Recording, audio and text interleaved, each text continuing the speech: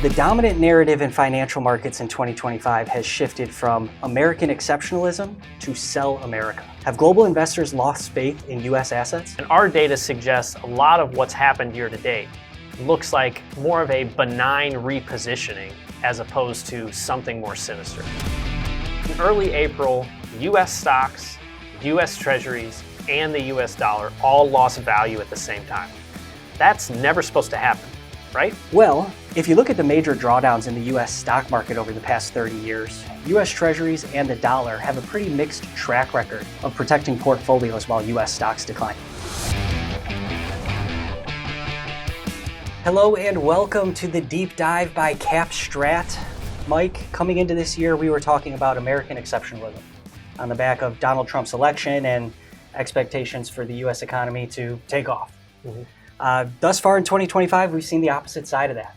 Specifically for about a week or so here, U.S. stocks, U.S. bonds, and the U.S. dollar all losing value at the same time. Yep. A trade or a group of trades that has been dubbed Sell America. Of course, the media narrative can quickly become, in a time like this, loss of confidence in the U.S. dollar, loss of global confidence in the U.S. economy, and eventually the changing of the global financial system as we know it. Our data, our research is telling a little bit of a different story. So let's unpack this. Let's talk about why this trade came to be, why the environment was ripe for it, and what it could mean near term and long term. Let's start with the environment. Yep. Yeah, how were investors positioned heading into this year, we think is an extremely important aspect of this story. And what we're going to see over the course of these next few slides is investors around the world were at record levels of exposure to U.S. dollar assets, U.S. assets. So one way to show that within the global stock market, if you look at the MSCI World Index, which consists of large and mid-cap stocks from all developed market nations around the world, what portion of that is invested in U.S. stocks in particular? And that had climbed from its lows back in 1987 up to new all-time highs. U.S. stocks within that broad index at one point, right at the end of 2024, represented over 70% of the index. So whether you were an active manager, a passive manager, or something in between, you were probably at or near record levels of exposure to U.S. assets heading into 2025.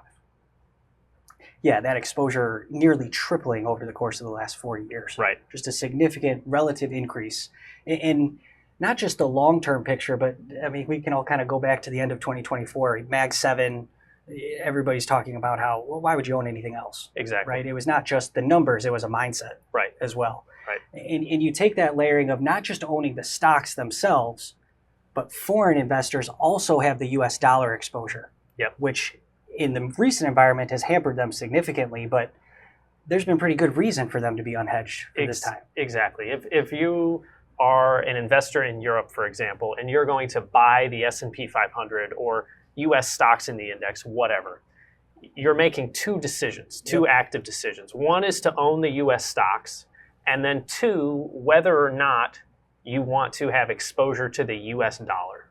Those are two risks you're taking. So you have an option. You can either own the stocks and the currency, meaning as a European investor, you're unhedged.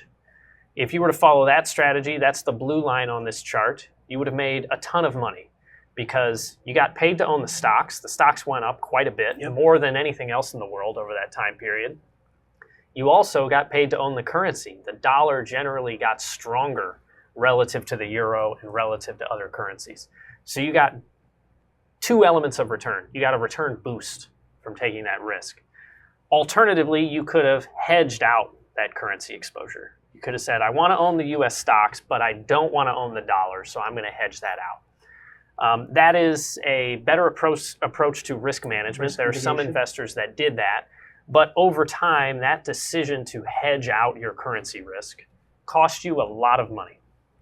To the point where a lot of investors decided this had just cost us too much in terms of, one, the cost of the hedges, and then two, the opportunity cost of missing out on that dollar strength. And so they had decided to do less and less of it. And so after years and years of this phenomenon, what we saw is the average hedge ratio of foreign investors, so the percentage of their investment in US stocks that they decided to hedge, had fallen down to something like 20%. So they were taking on a lot of US dollar risk. Yep. And then things, of course, flipped on a dime.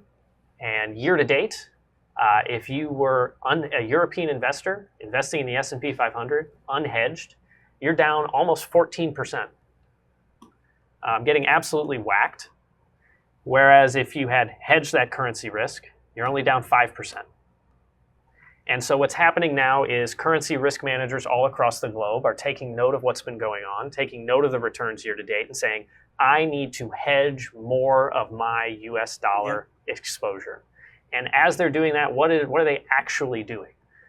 They are selling dollars and they're buying their local currency. That makes the dollar weaker. Exacerbating. Yeah. That makes their currency stronger. And so this has been a big reason why during this sell-off that we've seen year to date, the US dollar has weakened. It's almost like a short squeeze on US dollars for foreign investors. Yep. Where needing to hedge is just going to push the price of the US dollar further down. That's right. Right. So that's the environment, right? Investors globally owning more and more US stocks, and particularly foreign investors coming into this environment notably unhedged. Yep. Right. So what happened from there, right? We talked about the media narrative earlier. Some of the reasons pointed to are, other central banks selling their treasuries. That's going to result in dollar falling, lost confidence in the U.S. economy.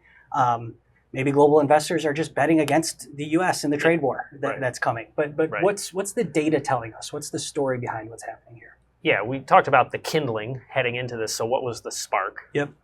The spark was the Liberation Day tariff announcements and more broadly, the Trump agenda going after Doge cuts first and order then of second. operations. The order of operations, right? Doge cuts first and then focusing on things like immigration and then finally the big hit on tariffs. And the impact that those three pillars of the Trump policy agenda had, how quickly they were rolled out, is they started to lower expectations for U.S. economic growth relative to the rest of the world. So two sides to this. One, we've talked about how U.S. economic growth is set to slow this year because of tariffs, because of slower immigration, because of spending cuts. Yep. That's clear. But the other side of this is what's happening in the rest of the world. If you look at places like Europe or China, they're looking at this as, I'm going to stimulate my economy. Exactly. Because I'm on the other side of these tariffs, I need to boost my demand.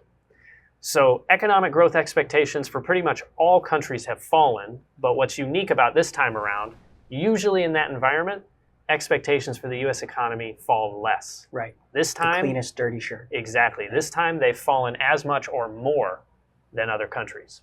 Yeah. And the way you see that most clearly in real time is by looking at the yield on a US 2-year Treasury note versus the yield on 2-year government bonds from other major developed market economies.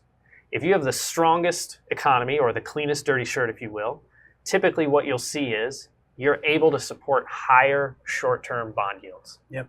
You have the economic growth, the inflation, the monetary policy to do that. When that comes into question, then your short-term bond yields fall relative to the rest of the world. That's exactly what happened. Right. That's the blue line on this chart. You see this huge reset as the Trump policy agenda started to get rolled out, where all of a sudden, U.S. economy not looking like the cleanest dirty shirt, looking like just another dirty shirt. And that growth shock, that change in expectations, that was the catalyst. Yeah. And it's important to note, the U.S. isn't the only game in town, right? To your point, just like comparing and contrasting the U.S. fiscal and monetary situation with Europe, where you mentioned the fiscal side, but also the monetary policy situation where the Fed is stuck in will they, won't they deliver cuts. The ECB is unquestionably in easing mode, right? So that's another factor where economic growth prospects and support are stronger elsewhere, which we believe has been the spark for this situation. And I think what starts to concern investors in a situation like this is, well, okay, if my stocks are down, my bonds should be up, and my US dollar is always going to be a safe haven. Right? That's the way it always plays out. But again, a little bit of difference in the data in the way this historically plays out. Obviously, the tech bubble and the global financial crisis get all of the storage in our memory banks, but what's average here? What's typical? Yeah, so if you look at the 17 drawdowns on the S&P 500 of 10% or greater since in the last 30 years, right? There have been 17 of them. What's the typical behavior? Obviously, the given is the stock market goes down. Right. That's the point. But how do those hedges play out? Yeah. Hopefully, you earn money on your U.S. Treasuries. So on this chart, that would be the gold line going up. And the U.S. dollar is a safe haven. So on this chart, that's the green line going up. Yep. And on average, that is what plays out. On average, in a typical drawdown of 10% or more on the S&P 500, you're going to earn something like 4.5% owning U.S. 10-year Treasuries, and about 1 to 2% in the U.S. dollar strengthening. Right. So that was investors' expectations heading into this. Where we think that's flawed is that this data and this idea of averaging the data does not always apply, right? And if you take out, for example, the tech bubble burst and the global financial crisis, those are two of the biggest observations in this data set. Yeah. Then the track record of U.S. Treasuries and U.S. dollars being a safe haven asset is way more mixed.